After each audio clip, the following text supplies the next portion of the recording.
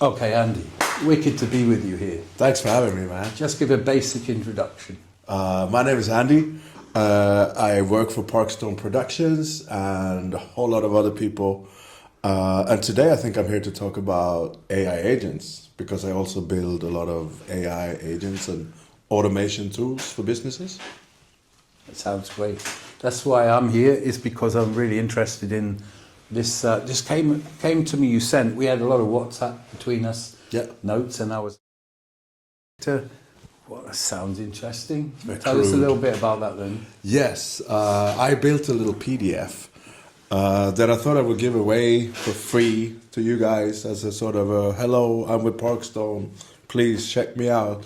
And Detector is a little bit of prompt help to help people keep AI answers clear and easy, to not get stuck in these retention loops of AI constantly being your best friend, telling you you're doing great, because that gets in the way of productivity.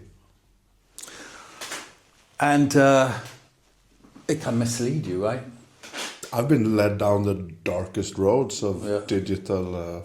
No, I just was thinking about other people like me also, but I mean less me because I'm quite tech savvy, and I've been thinking of other people who like, I want answers, but I can't provide them myself. Exactly. Like you and I are real creatives from our history, and it's like I can come up with those solutions. I might need to brainstorm for a whole day, but there are a lot of people that can't do that. For example, we are musicians. You know, I mean, on that musician side, you're working it out every second. So tell us a little bit about the creative process, how it helps other people, especially. That's why we decided to do this, wasn't it? Because there are people, we're reaching out to basically worldwide to help people, get into this AI to use it for what the best way. Yeah, I think you should think of AI as a machine that has all the answers, and you need to come up with the right question. You know, like if you're Douglas Adams fans out there, the answer is always 42, but you need to come up with a question. 42. You need to come up with a question. What does it mean? So it's a framework to be able to stop AI when it's just trying to be your best friend and get it to be a little harsher to you, critique you, and make sure that you stay honest to your original idea. Frame in what output it gets you, so that you can hit your mark quicker. I mean, this engagement thing, what is the advantage of this AI from whoever's providing it, whether it's ChatGPT, whether it's Gemini? What's the advantage of this engagement for the companies providing the service?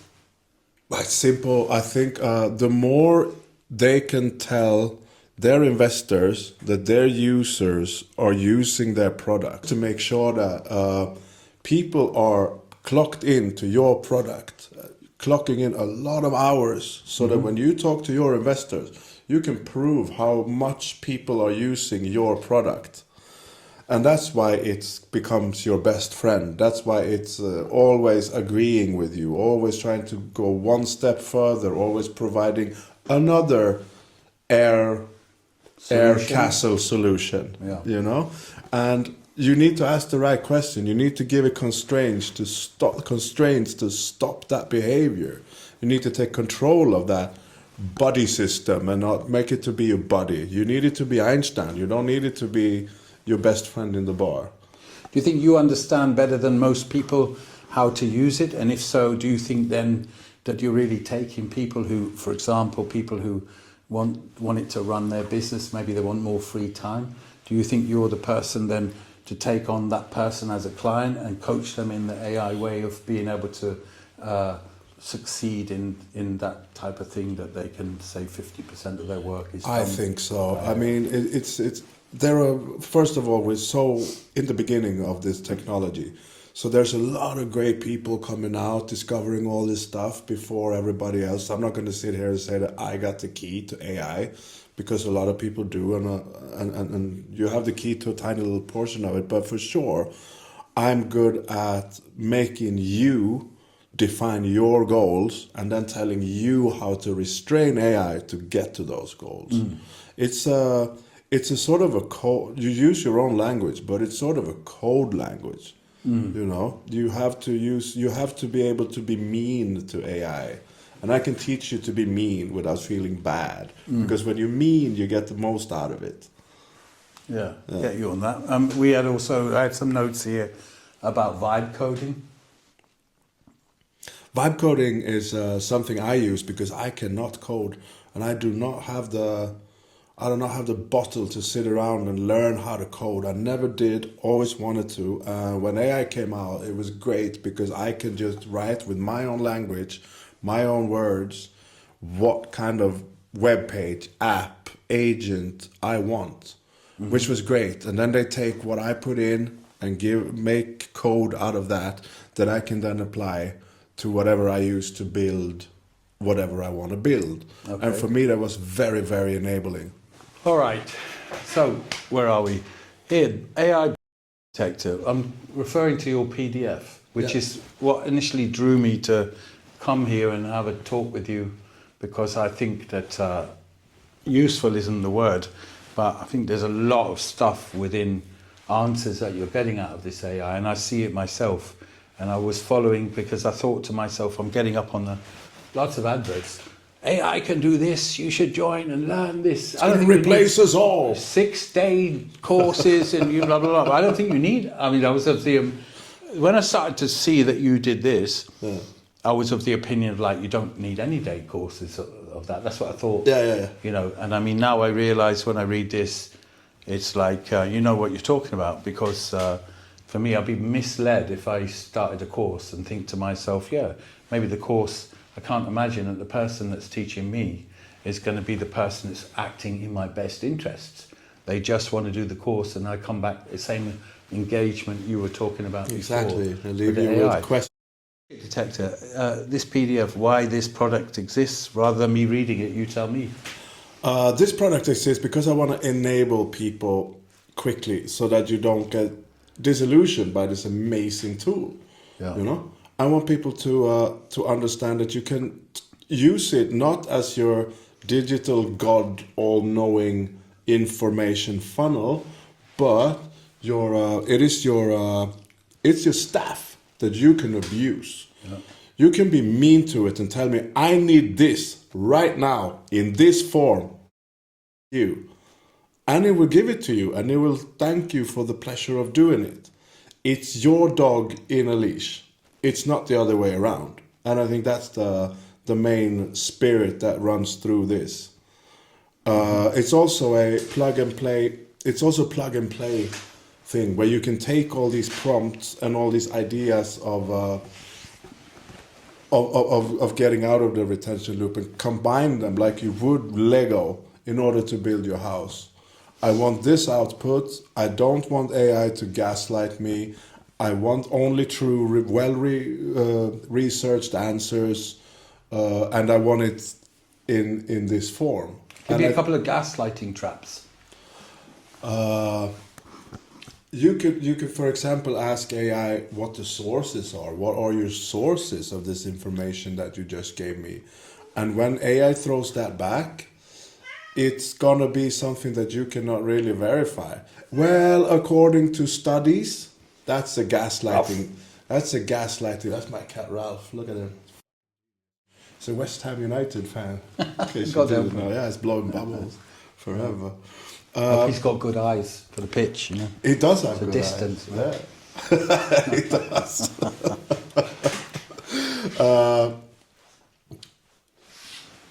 Lost my trail of thought there. But gaslighting traps. Yes, the gaslighting trap. What I mean with gaslighting trap is that you try to trap AI to understand if he's gaslighting you. So you use these little sentences in the PDF that's for free, right down here, under where we are. Download that.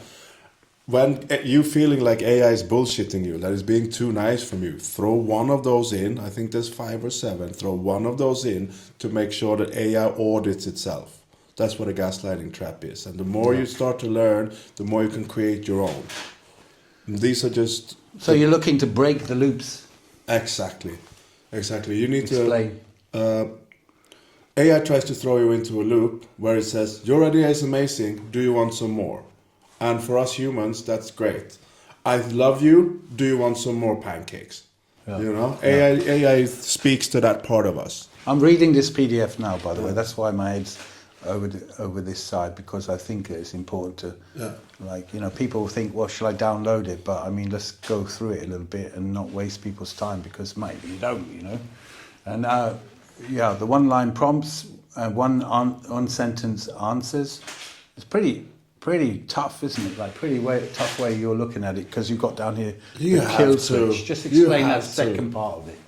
I mean, when you say I'm looking at it tough, I feel you have to, because if you don't, you end up in this loop of being nice. I see people say thank you to AI. I see people saying please. Please, you don't really have to treat it like a god. You treat it like staff that you hired, that you paid for, points. And now you can abuse it. Yeah. And it doesn't mind, because it's made out of ones and zeros. Mm-hmm. Key. Mm-hmm. And then you find a way to, which is the vibe coding, you find a way and a way to communicate with it that it understands, because AI is like a dog. The clearer you are with it, the clearer it understands what you want. It doesn't do gray areas. It does black and white. Mm-hmm. Is it working you out then in order to give you the best answers for you? Never. Okay. Well, I thought you were saying maybe. No, I mean, I've gotten to a point where I get what I want out of it. Yeah. For sure, 100%. But that took me a long while, and it's not an exact science, for sure. It's a long process, and every project is different. So every time I have to teach it to respond to me the way I want, to get the outputs I want. And sometimes I realize that my whole project, what I'm trying to achieve, I can do that myself instead of getting AI to do it, because teaching AI to do it takes just as long as it would take to myself. Yeah, exactly. So that's what we all think about. So one big point I want to make is that it's not going to replace human minds. It's not going to replace human intuitions. It's not going to replace taking an idea out of thin space and creating something that other people can use. That loop is always going to be there. The synthesizer did not replace the guitar. Tape trading didn't kill music. You know what I mean? Internet didn't put us further away from each other or whatever. Like, it's just one of those technological milestones that is overhyped in a way and also underused in another way. Because if you don't know what it is, you're gonna stand there looking at this big forest of things and miss it because there's so much trees, you know? Finally then, I mean, we'll come back to that PDF quickly.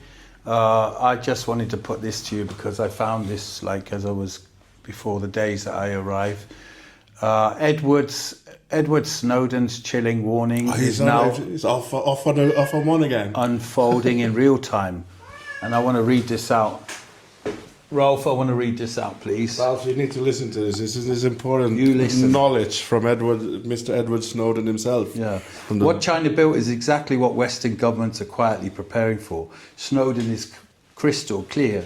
Every photo, every purchase, every message, every movement, all of it is being fed into algorithms that decide your future. In China, AI city brains now track where you live, who you visit, how you dispose of your rubbish, every step you take in public, whether you follow rules or not. We've seen this on some docs. Yeah. Break a rule, a camera catches you from 3 angles. Score drops, your life collapses. Snowden's warning: if any of your activities differ from what the government wants, you won't get on a train. You won't board a plane, you won't get a job. An algorithm will decide your fate. Is this like swinging towards communism with AI, or what is it? I mean, and then finally, you won't board a plane. An algorithm will decide your fate, and what they are selling is us. This is not a future threat. It's happening now in Shanghai, Beijing, creeping into the West through digital ID, AI policing, and misinformation scoring. China built the prototype. Our governments are importing the blueprint. Stay informed. Stay alert. Do not let this system take root. What's your opinion on that? Well, the same opinion as I had when they told us that Google was going to make us not read books anymore. Yeah. I mean, these kind of dystopic things will always exist, and I don't believe it's wrong. I do believe that will exist. I do not believe that thinking of humans that way will bring in the most money, though. And that's double-edged, because they want to use us as batteries to bring in money. And if you're not allowed on the train, where's that train fare coming from? Yeah. Do you know what I mean? So no, I don't believe it's that black and white as he says. I also don't believe that he's wrong, and I believe it's been going on for 10 years already. So no, it doesn't scare me at all. Mm-hmm. Okay, finally then, let's, you know, we've achieved what we wanted. I think we've got across again just a little bit on who do you think will benefit from this. And how it helps, you know, users from all different walks of life. I believe that the people that would benefit the most from detector, which again you can download for free right down here as my gift to the Parkstone crowd. I believe the one that would benefit the most is the one that's really interested in what AI can do for them, but doesn't really understand how to use it. It's not for the people who are already building things and already know what they're doing. It's for the people who don't know what they're doing. To give a sort of a manual to your Lego box. You know. Wicked. It was worth coming. There's great stuff here, and we'll definitely be touching on this subject a lot more, I think. Yeah. Thanks for having me. This was a pleasure. Thank you, Russell. Thank you. I thought the end was going to be a bit wilder, no? No, this is You guys checked out my mustache.